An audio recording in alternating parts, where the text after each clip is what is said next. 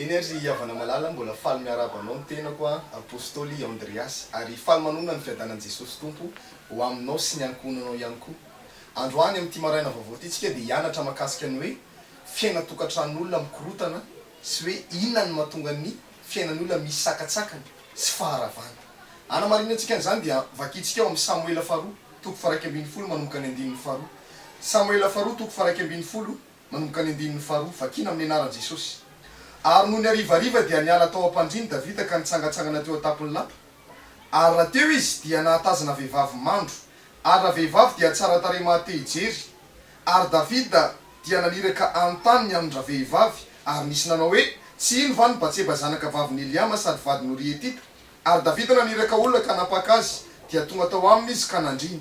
Ary raha vehivavy nanamasina ny tena no afaka amin'ny alotony dia nody tany an-tranony izy. I Davida mpanjaka dia nanana zanaka vavy antsoina hoe Tamara, dia nanana zanaka lahy izy anankiroa antsoina hoe Aminona sy Absaloma. Vokatry ny fijangajangana izay nataony Davida satria rehefa niakatra teny an-tapon'ny lapa Davida mpanjaka dia mba nitazatazana nijery ny fanjakana izy dia nahita vehivavy anankiray antsoina hoe Batseba mandro tao amin'ny dosy.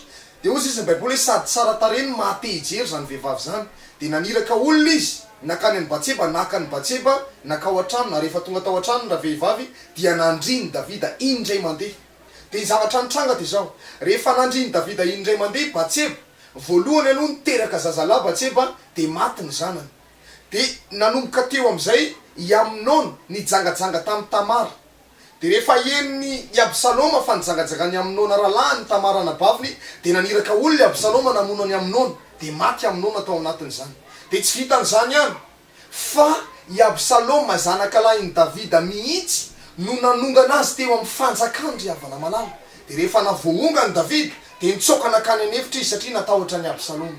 Vokatry ny fijangajangany firaisana ranofo indray mandeha ivelan'ny tokantrano, ivelan'ny soratra zany izay nataon'ny Davida tamin'ny Batseba no natonga ny fiainany ny sasany maty, ny sasany ary ny zavatra magaga dia zao i Absaloma maty izy tamin'ny farany novonony Joaba lehilahy maherin'i Davida.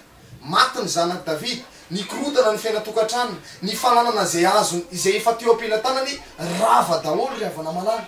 Vokatry ny fijangajangana.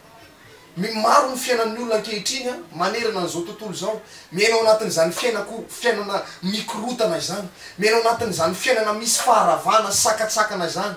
Maro ny fiainan'ny olona miaina ao anatin'izany ry havana. Tsy fantany akory hoe avy aiza ny aviany izany, nefa ny Baiboly io manambara fa vokatry ny fijangajangana ivelan'ny tokantrano na alohan'ny soratra dia niteraka fikorotana tokantrano, miady lava ny mpivady, ny zanaka sy ny ray aman-dreny tsy mifanaja intsony, tsy mba misy fiainam-pilaminana izany intsony fa mikorotana tanteraka mihitsy ny fiainan'ny olona ankehitriny ry havana.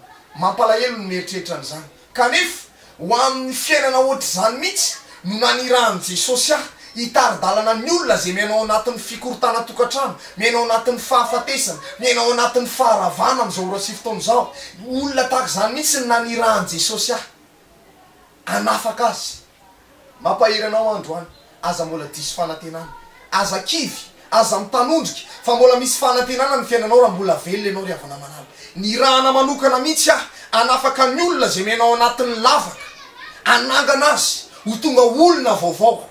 Io fiainanao io afaka niova tanteraka mihitsy io, fa amin'ity androany ity ahitanao zao fandarana izao manapa-hevitra, manolora tena ho an' jesosy ianao am'ty androany ity manapa-hevitra manompo an' jesosy tompo de ho hitanao ny voninahitr'andriamanitra ary eo anatin'izany de ataoko délivrance mihitsy ianao ao anatin'izany satria nanao fifadikanina 70 andro sy 70 alina raha ny mangatsika fotsiny sotrono mba handresako fahefana ahafahako manampy ny olona manao délivrance ao anatin'izany de iova ny fiainan'ny olona rehetrarehetra zay atao délivrance afaka niova ny fiainanao afaka niova ny fiainanao androany manapa-hevitra manolora tena ho an' jesosy tsy nateraka hijaly zany ianao tsy nateraka hikorota tokantrano zany ianao tsy nateraka iainao anatin'ny faharavana zany ianao misy karazan'olana eny ny fanana ny rafa am'izao ora sy fotoana zao miasa izy voaroka ny ampiasana satria tratran'izay fitsangajangana ivelany tokantrano zay androany maheno ahy ianao mahita ahy ianao manapa-hevitra androany